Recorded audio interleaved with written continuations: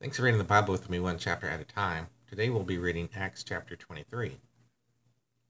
And looking intently at the council, Paul said, "Brothers, I have lived my life before God in all good conscience up to this day." And the high priest, Ananias, commanded those who stood by him to strike him on the mouth.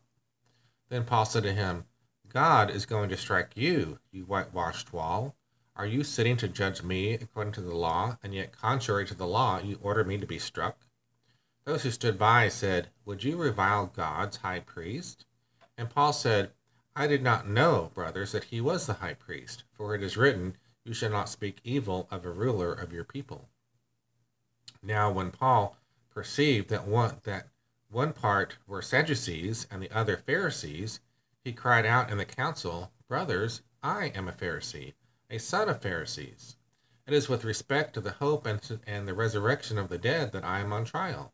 And when he had said this, a dissension arose between the Pharisees and the Sadducees, and the assembly was divided. For the Sadducees say that there is no resurrection, nor angel, nor spirit, but the Pharisees acknowledge them all.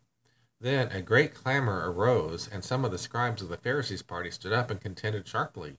"We find nothing wrong in this man. What if a spirit or an angel spoke to him?" And when the dissension became violent, the tribune, afraid that Paul would be torn to pieces by them, commanded the soldiers to go down and take him away from among them by force and bring him into the barracks. The following night the Lord stood by him and said, "Take courage, for as you have testified to the facts about me in Jerusalem, so you must testify also in Rome." When it was day, the Jews made a plot and bound themselves by an oath neither to eat nor drink till they had killed Paul. There were more than 40 who made this conspiracy. They went to the chief priests and the elders and said, "We have strictly bound ourselves by an oath to taste no food till we have killed Paul. Now therefore you, along with the council, give notice to the tribune to bring him down to you, as though you are going to determine his case more exactly, and we are ready to kill him before he comes near." Now the son of Paul's sister heard of their ambush, so he went and entered the barracks and told Paul. Paul called one of the centurions and said, "Take this young man to the tribune, for he has something to tell him." So he took him and brought him to the tribune and said, "Paul, the prisoner, called me and asked me to bring this young man to you, as he has something to say to you."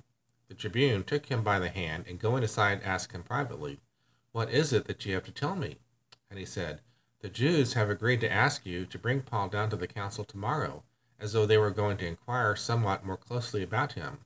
But do not be persuaded by them, for more than 40 of their men are lying in ambush for him, who have bound themselves by an oath neither to eat nor drink till they have killed him. And now they are ready, waiting for your consent." So the tribune dismissed the young man, charging him, "Tell no one that you have informed me of these things."